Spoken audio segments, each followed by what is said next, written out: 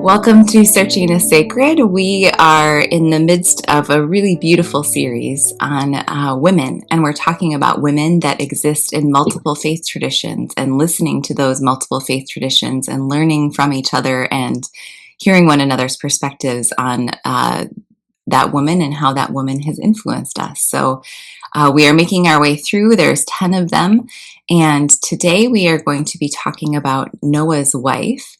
And we're going to begin by hearing a little bit about her from different faith traditions, and then we will go around and introduce who we are. So if we can start with Fozia, would you tell us about Noah's wife? Bismillahir Rahmanir Rahim. In the name of Allah, the most beneficent, the most merciful. This is a verse that I took from a chapter in the Quran.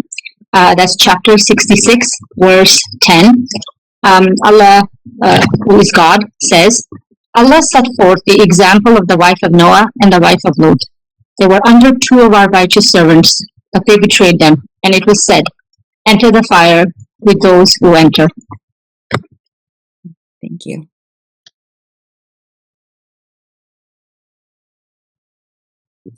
Yes, go ahead, Lynn. So the verse or verses from Genesis, from Bereshit, from chapter 7, 2 verses.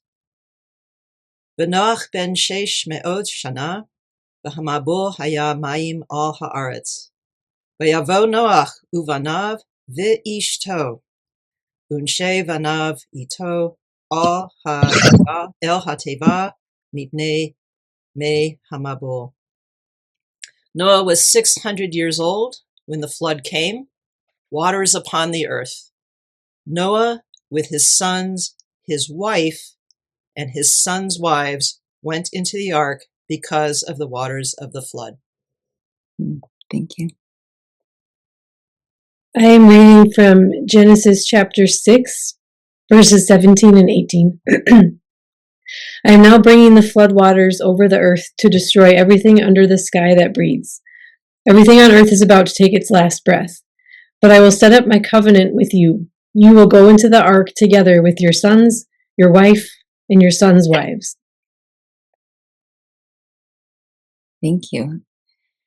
Well, here we are talking about Noah's wife, and now that we've heard a bit from our sacred text, we're going to go back around and say a bit about who we are. So if you would share your name, share something about the faith tradition that you come from, and if you want to say anything more about that or yourself. And then if you would share with us what, if anything, you grew up hearing and learning about this woman that we are talking about today. So let's go in that same order. If we'd start with Fozia. Assalamu alaikum, which is greeting of peace to everyone. My name is Fozia. I am a Muslim educator. I am based out of Austin. I am also a graduate of the Rabbi Institute, which is for women, by women. I started learning through them when I wanted to get deeper into my own religious journey and find out what Islam was all about and not what I grew up with. So for me, the story of Noah's wife actually is, it holds a lot of connection. When I was younger, I wasn't really taught how to relate to her. It was one of those stories you just kind of brushed over because, you know, she was married to a prophet. She was not helping him in any way. She was against him. So, you know, it was a story that wasn't really kind of very important in the text. But when I started learning Islam, that's back in 2012, intentionally, I found that I could relate to her because I kind of felt an outsider coming into Islam. And I was like, oh, look at all of these people who are practicing, who are wearing the hijab, which is the Muslim headscarf, and they know how to read the Quran with this beautiful fluent Arabic. And I could always say to myself, what if? And then I remember one time I was just reading the Quran and reading the translation in English, and I came across this story, and I had my moment, and I was like, this woman was married to the Prophet Noah, is a very important prophet in Islam. He is he's called one of the resolute prophets, and his wife was with him. And as wives, we have a certain um, we listen to our husbands, we are their confidant, we listen to their worries, and she was married to the prophet, and she did not believe at all. And so I guess for me it was a moment of realization that even if you are surrounded by guidance, it doesn't mean anything unless you take that step to choose that you want to be on this journey. So, and I told myself, dude, stop relying on your environment, timing, or stop comparing yourself to other women who are way ahead of you. Like, take responsibility for your own relationship with God and start your own learning. So in that way, she is.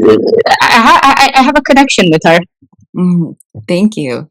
Well, the introductions are just a tease of the conversation that is to come. I think I want to hear more about to go around and now meet Lynn. Hi.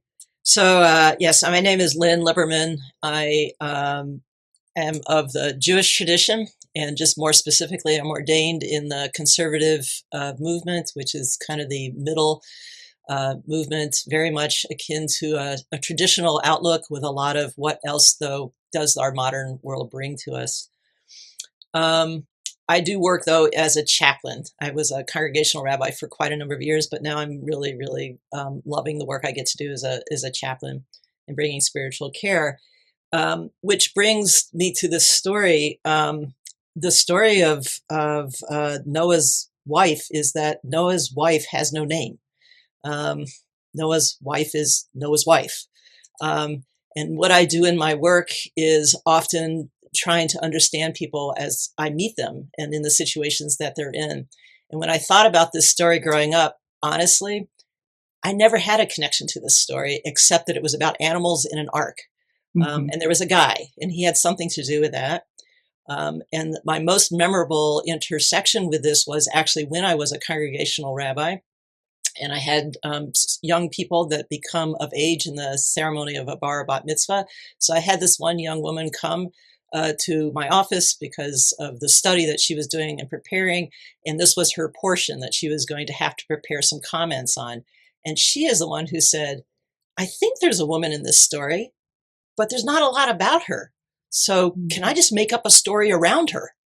And I said, what would you make up? And she actually crafted, in the eyes of a 12 and a half, 13-year-old young person, but she crafted I wish I had kept a copy of it. I just remember that moment of conversation and owning the text in the silence of the woman who is the progenitor of everybody that comes next. Yeah, that would be a very interesting text to bring into today's conversation, to read her words alongside the words that we have. How do you, Rachel? My name is Rachel Pye Jones, and I am a Christian of the Protestant tradition. And actually, Noah's wife is one of the reasons that I've become really fascinated by this intertextual kinds of reading. So I spent 20 years living in the Horn of Africa in Somaliland and Djibouti, immersed in a Muslim majority context, where I was exposed to other stories about some of the characters that were in my scriptures. But kind of like what you said, Lynn, there's a woman in this story. I had never ever thought about her as an actual character, or even that she existed, I guess. So I grew up not learning anything about Noah's wife. And then I read the Quran and the translation in English of it and saw her story, and I thought, well, that's interesting. Why is she popping up there? And it just made me super curious to know more about her. And I really know nothing about her, but I love what both of you shared about in the silence in the biblical tradition, and then the way, Fozia, that you connected with her. That's also fascinating. And thinking about her being married to Noah and what that maybe meant. Yeah, I already feel like all these sparks are going off in my brain of things I want to explore. I'm Lisa, co-host, co-leader, 40 Orchards. I, by training, I'm a chaplain. I do interreligious work, and mostly inside of carceral settings, working with folks who are justice impacted or involved. And that is often what I'm bringing into this conversation, is the wisdom of folks who are on the margins or forgotten. I'm Stephanie, and I do this work with 40 Orchards. And what comes to mind with this story is that a lot of the times when people are coming into 40 Orchards Circle, they've had some sense that the Bible has a different way of reading it, and they're looking for a different way of reading it. They're looking to expand something. And what comes to mind here is actually how often we avoid Noah's Ark. Because people aren't sure what to do with this narrative of a destructive God. And so sometimes, other than decorate your nursery with it. Right. So sometimes some people will want to talk about it in one of our circles, and I'll be like, no, let's do that another time. It's probably not for today. Or sometimes we are able to really get a little bit deeper, understand a little bit more. Like, I think it's very powerful to think about God grieving versus God being angry. That's what it says in the text. And so, but still, in all of those conversations, I don't know that we've ever actually talked about other people besides Noah that are in the narrative. So I'm excited to talk about Noah's wife today. Does she have a name in the Muslim tradition? No. Okay. It does not. So in all of our traditions, we have this unnamed woman who is also a key part of the story. Maybe let's just talk about that for a minute. How does it feel to any of us that she isn't given a name? Lynn, you have a thought on that? Yeah. So there is a vast amount of Jewish tradition that we call midrash. And midrash is where there's a gap in the text, the main text, of course, being the Torah, the Bible in general. And wherever there's a space and a question arises, likely somebody has written something to fill it in. And many generations of that. And thank goodness. And honestly, it's been a while since I've poured through all of it. And there's more of it than I could ever pour through in a lifetime. But in a quick reminding of myself, there is a name given in our midrash. So the midrash is the secondary tradition, and that name is Naamah. And I'm not going to unpack all of where that comes from. That would take a lesson in Bible, but it is very interesting. It's considered to be her, and the name doesn't carry forward in much else in the literature. But it was recognition that how can you have this important woman, this important person, and not have them be named, right? Because when we're named, it identifies us. It elevates us as an individual. And she has a key role in the story going forward. Naamah? Naamah. Do you have a translation of that for what that name means? I'm putting you on the spot, so that's not fair. Yes, you just put me on the spot, and I don't want to give a wrong translation. Okay, that's good. We can allow it to be a name. And Fozia, you don't have a name in your tradition, but it sounds like you have a more expanded story than in the other parts that we read. What is anything you know about?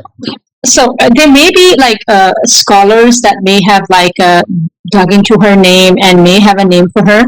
But for us, she was married to the prophet Noah, as in Noah, and he preached in some traditions for 950 years. He was preaching, and there is actually an entire chapter in the Quran, which is chapter 71, which is called Noah. And in it, he's talking about how he's preaching, and people are not listening. And when I read that chapter, I always pull on the thread. Well, she was with him the whole time. She was with him the whole time. And how is this impacting her? As a married woman myself, I know that I am my husband's confidant, right? And anything that bothers him, he talks to me about it. And, and as a wife, I try my best to be supportive and listen. And sometimes, his feelings impact mine, and mine, I'm sure, impact him too. And so for me, her having a name does not hold importance for me. But like I said, Allah subhanahu wa ta'ala, God mentions her in the Quran, saying that she was not of those who was guided. And I always think how do you live with a prophet and not have some of it rub off on you. Mm-hmm. I think it'd be fun to keep exploring her being there the whole time. I love that language you just used of and when we think of this entire narrative of the preaching of Noah, the building of the ark, the being in the ark, like how might we imagine a woman doing that journey differently, or what might she have been? I wonder about filling in some of that blank text or blank space. Lisa's got a thought. Well, I was thinking about like naming. I think it's one thing to encounter someone who doesn't have a name in the text. It is another to be the person who doesn't have a name. So like I was thinking about how often folks who are incarcerated have to identify by like their number. They're stripped of a name, which is also like a stripping of humanity in lots of ways. And so like I can acknowledge that, like, yeah, like reading her, we can give her value and meaning because we should. It's human. And how much it does matter. A name can matter, especially in places where I don't know if it's just so precious. I think a name just matters. But but also very common. Even if I think about like powerful figures today, I don't know if I could always name like the spouse. Mm-hmm. And oftentimes power is associated with male, and then therefore the woman's name. Mm-hmm. Mm-hmm. Don't know. Yeah. I mean, sometimes the text then is a way for us to just see that a little bit differently and maybe make an effort to see names around us and honor the names around us, while also then looking to honor this woman and her story when she doesn't have a name. So what comes to your mind for how you would fill in these gaps? What do you imagine it would be like to be Noah's wife throughout this journey? I feel like, Rachel, you look like you have a thought about I feel like everybody's a little bit forward right now. Well, it's kind of connected to names as well still, but also how it may have been for her in those years. There's also, I'm just realizing now, 3 other women who are unnamed in the Genesis text anyway. Noah's sons. Well, the sons and then their wives. And the sons get named later. I don't think their names come out until they come out of the ark, when some things happen that are very strange with Noah. But I don't think they're named until that point. They're named in 7:13. Okay, so they are before that. Thank you for correcting me. But their wives never are. Correct. And so there's 3 more women with her on the ark, and I'm not sure when they came into the story, but all those hundreds of years that she's living with Noah, and then in the ark, at least then those 3 women are there. And then after, like, there's a lot of unnamed women. And what is that interaction like as the mother-in-law to these 3 on a boat for a really long time? That's hard.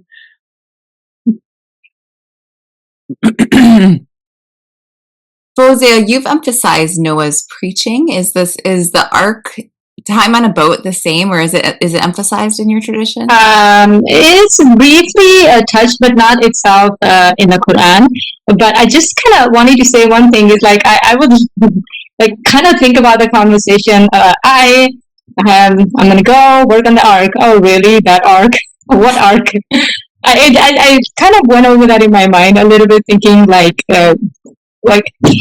again pulling on that thread of how was like a nameless woman, and also in our faith tradition, it's kind of sometimes when you are when you become a mother, you may be known as mother of someone also, and you may not have a name yourself. And like for instance, a lot of people call me Ibrahim's mom because that's my son's name, and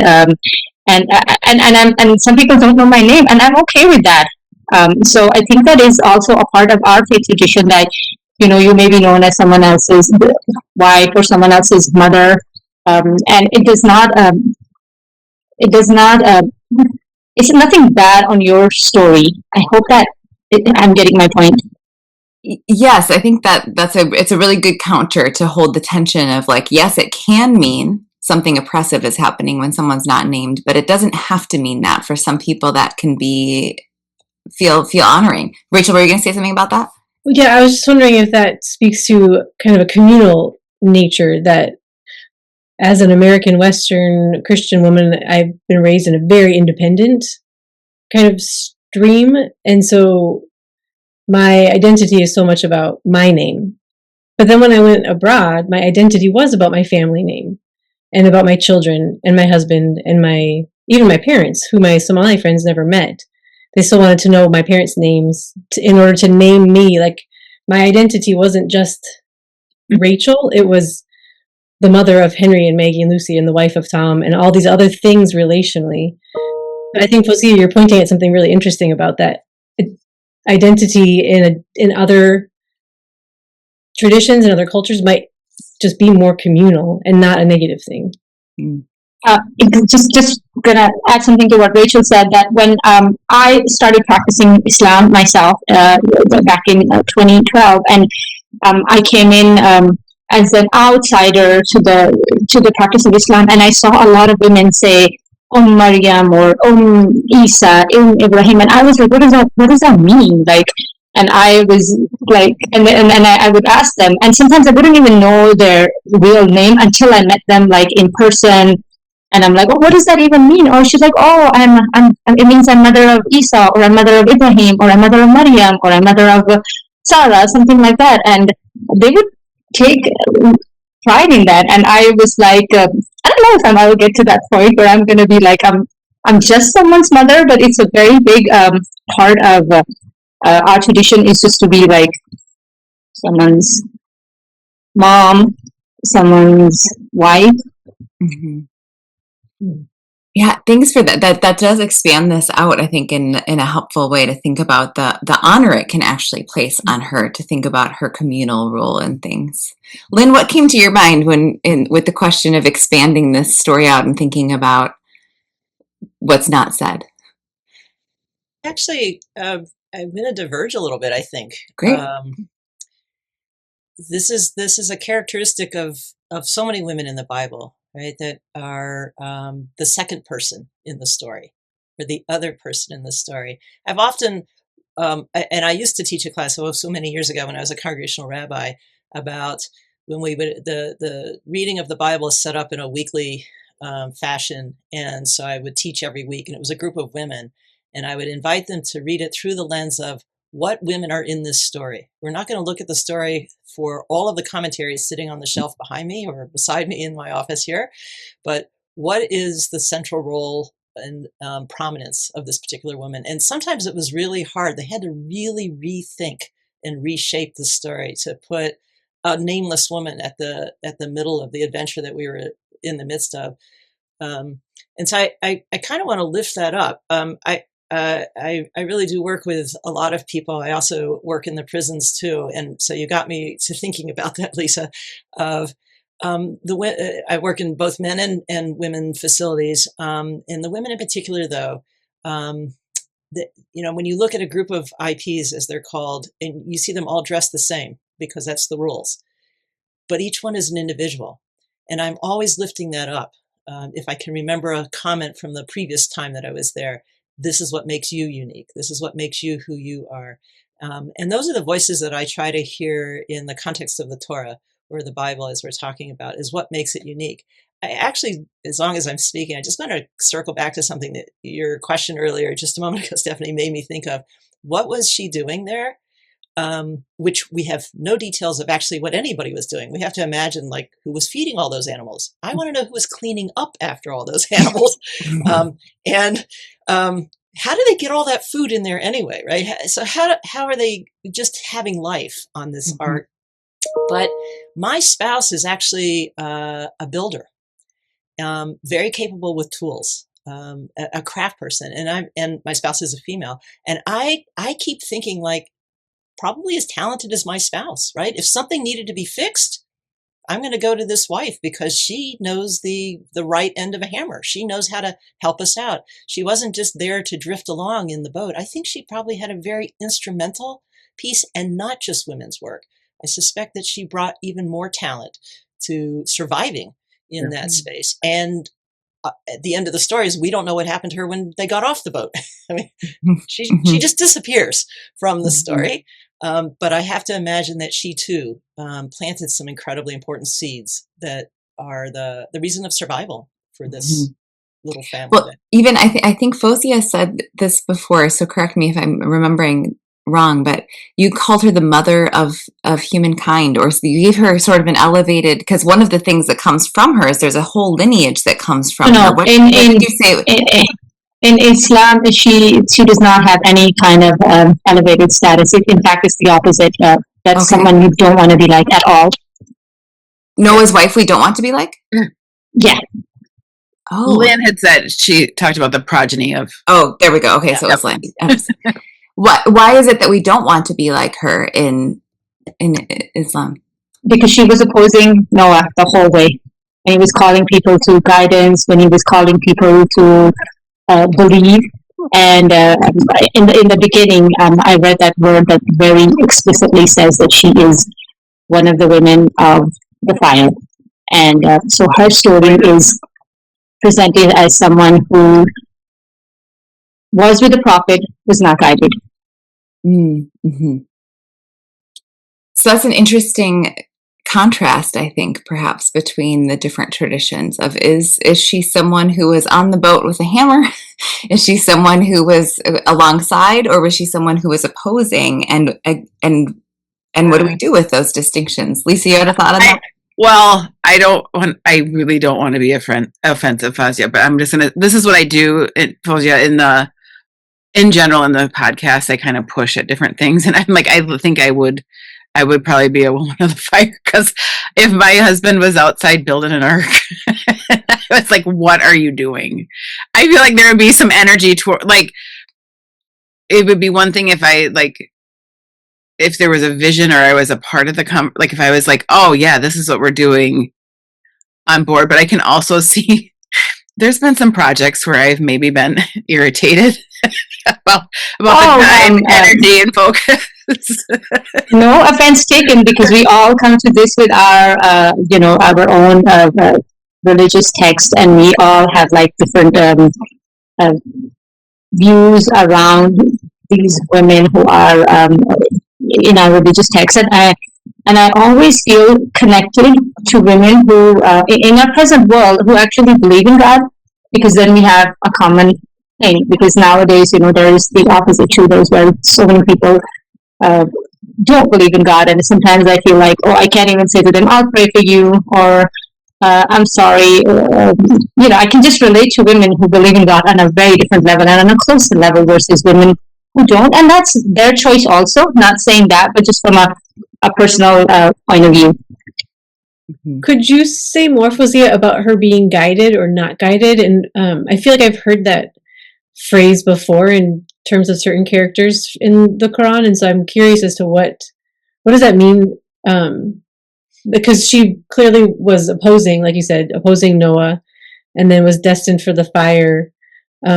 Was that because of her action, or was it because of God, her interaction with God in some way, or being guided or not? I'd love to hear more about what that means. So in the and I'm sure there's a lot of what I did when I was trying to prepare for this, I dug into a lot of I tried to get into a lot of information on her like that, but I couldn't really find a lot of, and that doesn't mean that isn't out there. It's just that I was not able to. I'm not there's so many scholars that I'm sure that must have studied about her, but from what we understand, that she just was opposing the message of the oneness of God, and the God as Allah subhanahu wa ta'ala, God as the supreme being. So that is what is conveyed to us. Okay, thank you. I'm thinking right now about the Christian tradition, and as compared to the Jewish tradition, and the lack of midrash in the Christian tradition to expand stories.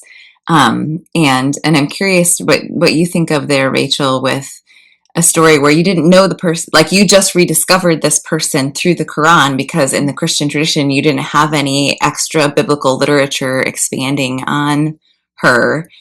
Does that give you a different seat that you feel like you're sitting in today for this conversation as you're hearing these stories about her? Well, it gives me, and Steffi used the phrase on a previous recording, the holy envy, as we were hearing text read in Hebrew or in Arabic, and the sense of holy envy of my tradition focuses so much on just the text as God's word. And again, in my particular tradition within Christianity, external texts have been sort of poo-pooed, like, that's not scripture, so why bother? Why waste your time with something like a midrash or a hadith or, these other traditions? And yet they bring so much richness to the text and help me ask better questions about the text when I am exposed to something else. And so I think also Christians have really, again, in my particular tradition, sort of neglected our Jewish heritage in ways that are damaging and unhelpful in our interpretation of the text. So, I mean, it just makes me, I love it. I love hearing these other things because of what it enables me to bring back to the scripture by exposing, like exactly with Noah's wife, not even ever thinking she existed to, oh, she exists. Oh, what can I think about with her? Oh, there's midrash about her. All these things then bring me back to Genesis 6 with a whole new mind for it. And so I have this holy envy and also a holy gratitude for the Islam and Jewish traditions that then help me with my own. I'm also then curious, as we're expanding out in these other traditions, to see, we've recorded another episode where the conversation we had about the Pharaoh's wife or daughter, it's a different person in the different traditions, but across our traditions is seen as an elevated character who did really well. And this feels really different to me, that the different traditions see her very differently.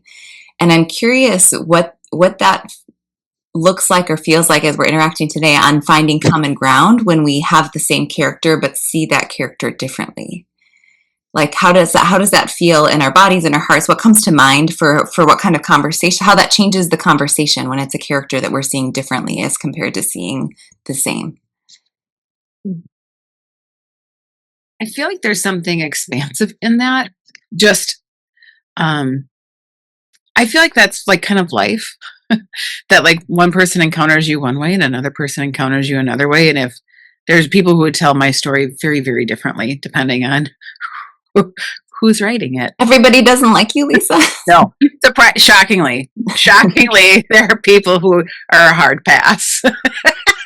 But I do. For me, it actually, so it makes it feel authentic, to be honest. The complexity of humanity. I feel for me when I'm hearing these different stories, it's just it just gives me how different traditions are approaching human responsibility, and what I mean by that is like from what I'm understanding in the Christian and Jewish tradition, she was someone who was guided, was supportive of Prophet Noah. Is that correct to say? But in our tradition, it was totally different, and I think that's okay too, because different people, different way that they see things, and it's kind of I did not know that I learned something today. I did not know that the Christian and the Jewish tradition treated Prophet Noah's wife as someone who was on guidance. Is that correct to say? I would say in the Christian tradition, she's totally ignored. Okay. And so there's no sense of her being guided or not guided, except for that she went with Noah into the ark and probably helped, but that's all kind of guessing. Yeah. And never heard someone talk about her. And Lynn, would it be in the midrash, it's more that she's then given a name and a role and seen more positively there? Yeah, but the caveat there is the role that she's given is not really by the men so much, who are the folks that wrote the first few thousand years worth of midrash. It's really in the last maybe 75 years of women that have written books and sections of like, we want to recover this woman's story. So it's a much more recent phenomena. That does feel like a bit of a spectrum. That does. I love how you said that, Lisa. With any of us, we're probably going to have a spectrum of responses to who we are in the world, and people who see us as good and bad and lots of things in between. And what is that in our sacred text to exist with a character? Whereas this sort of spectrum of sort of ignoring or elevating or even sort of highlighting as something not to do, all with the same person. Or even as one person in relationship, like with my spouse, with my husband, I'm sure at sometimes I am opposing him, and I'm sure at other times I'm listening and supporting him. And so, like, even just myself, not how other people see me, but in my own action, I'm multiple things and a complex person. And so, which slice of life am I going to choose to focus on or tell the story about? Is it going to be the good stuff or the negative stuff?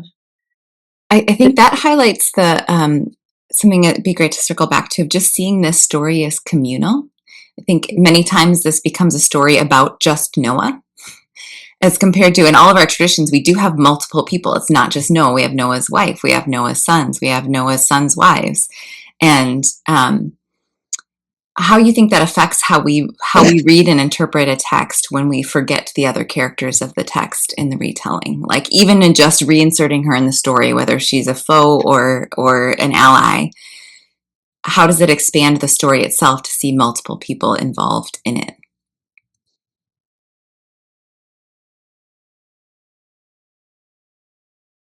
What comes to my mind is the best of who we are, I believe, as human beings, is to not live in isolation. That we live in community. In the case of Noah on the boat in that particular time, right? First of all, they eschewed the rest of community. It wasn't saved, so there is only that which managed to get on the ark. But it was expanded upon. We don't get the benefit actually of hearing too much, as Rachel actually pointed out. We don't really know anything about the sons until they get off the boat. We just get some people, and how they managed and how they survived as coming through that experience. We have to imagine into that, which is a great space of what we would call midrash, right? I've never thought about it this way. This is a very provocative conversation. Like, what was going on the ark after all was said and done? Because we sort of get the entry and then we get a dove in a little bit in between, but not a lot. So what is that life about? And then what did that do to influence them when they left, right? So, and I would just narrow it down. We get actions when they get off the ark about the men, but we don't hear about those women. So what were they doing? What were they prepared to do? What did they have to do when they got off the ark and reconstituted the world of people? Mm-hmm. I think I with this conversation, I'm also more aware than I don't think I've ever been aware of this, of like being a mother on the boat, like not only being a wife, like yes, Noah's wife, but also the mother to these boys and their wives, and like what, like generationally you're thinking about in the midst of like what I would call chaos of what's happening around in this story, and what it would be to be the matriarch in that environment, like what joy and relief and pain and heartache is happening simultaneously all the time. Feels super heightened when you're it. Mm-hmm. like the pressure of what this text is telling us is the story of a like regenerating humanity. Mm-hmm.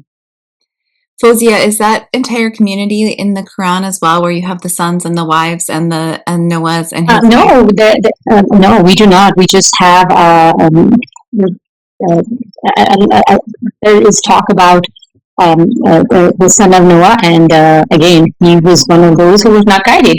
So a complete different story from others, and he was drowned when the flood came. So, and that's and it was a very interesting conversation because I never looked into these characters and thought about them more deeply. And now I think after today, I'm probably going to be doing a lot of digging and trying to see what all of that is about. Yeah, so his son did not get on the boat and was drowned. Wow. That's really interesting. Mm-hmm. I'm also struck by wondering, in all the traditions, what did these characters, whether it's Noah's son or sons or his wife or himself, what did they know of God in this period of time? Like, how did Noah hear from God? How did they know what they were supposed to do? What kind of character did they think God had? It seems like this kind of God who destroyed the world, including his own son in the Quran. What kind of God is that? And what do they know of that God to come out of the ark and still listen to and follow that God? I'm very struck by that and wondering, I want to follow that for a while after. Well, that's a good segue into how we end, which is when every scripture circle we do at 40 Orchards, we end with what we call takeaways. And that doesn't mean that it's not just the one lesson, because we think there's multiple perspectives that exist and should coexist. It's really the idea of, we just had a winding conversation and hearing from each person about what's a nugget that you want to remember from the conversation, or think about, or wrestle with some more, or even do based on what we talked about today. Because that hones in for ourselves who are part of the conversation. It can also hone in on the listeners and kind of bring them back to a something to hang on to before they go listen to the next podcast episode in their feed. So when you think about this winding conversation that we had, what is something that you want to remember or think about or do from the conversation? Whoever wants to go first. I have 3 that I just wrote down, but I'll only share one. And it's basically what I just said. What did they know about God? And then what do I think I know about God? And how does that impact my behavior? It's something I think if I sit with that for a while and really think, what do I think I know about God, would be helpful. And for me, I think just the story from the different religious perspective of the Christians and the Jews, and then kind of also digging a little bit more into it from an Islamic perspective, because there is a lot. I'm sure there's a lot of scholarly information out there on Noah's wife, and I kind of want to understand a little bit better. Hopefully. Yeah, this has been really amazing. I think I need to study the Islamic tradition more deeply, and discern how it is that Noah arrived at such a prominent place, because he is really in so many ways he's a link in the story as opposed to a prominent individual in the ongoing story of moving humanity forward. So I take that away. And I circle back, and I'm so glad I recalled that student, and I'm just wondering, what is it that did take place on the ark during those days? We get the beginning and kind of the end of the story. But as I often think about the Torah, the details that are left out are the stuff that didn't get caught in somebody's rendition of the story, right? If you ask 2 people who are at the same incident to tell you what they experienced, you're going to get 2 different stories. So the Torah has a trajectory, and I really would love to know kind of what else was going on. Mm-hmm. I feel like I shared it's the thing I'll keep thinking about is expanding her beyond Noah's wife into all the different roles that a woman often contains. Mm-hmm. All humans contain. I think we all contain these depths of character. And so I think just thinking a little bit more about that. And I feel like I probably need to reread more of the story to also hone in a little bit, because I'm doing a lot of stuff from memory, but I also recognize most of my memory comes from those the flannel graphs of I think it was just Noah. I don't think a wife or kids appeared. I think it was Noah and all the animals. that was the imagination. And so I'm grateful for continuing just to expand the imagination and the complexity of the characters. I'm going to keep thinking about communal identity. I think my initial reaction to her not having a name in the text was frustrated. but seeing that there can be an honoring in being named as a wife and a mother, and seeing that communal identity as also something that can be seen as honoring. I love the tension of that because both feel true. And I want to keep thinking about what it is to see an elevated individual, but also an individual in the context of a community in my own life, and as I read a sacred text, and to not judge too quickly one or the other without holding the both.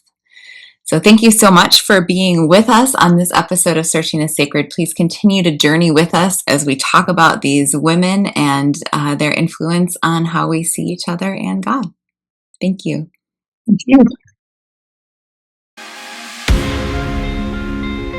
This has been a 40 Orchards podcast. At 40 Orchards, our mission is to create circles for all people to wrestle through biblical texts so that together we can expand each other's experience of what is sacred, whole, and good. We search through the lens of sacred possibility, assuming there is more to be discovered, questioned, and applied as we listen for how God is still speaking. You can learn more about 40 Orchards and sign up for a study by going to 40, that's 40orchards.org. Our opening music is by Les FM. Our closing music is by NCR Music Vibes. Additional music is by 3 Music. Any references to books or other sources can be found in the show notes of this episode. Thank you for searching the sacred.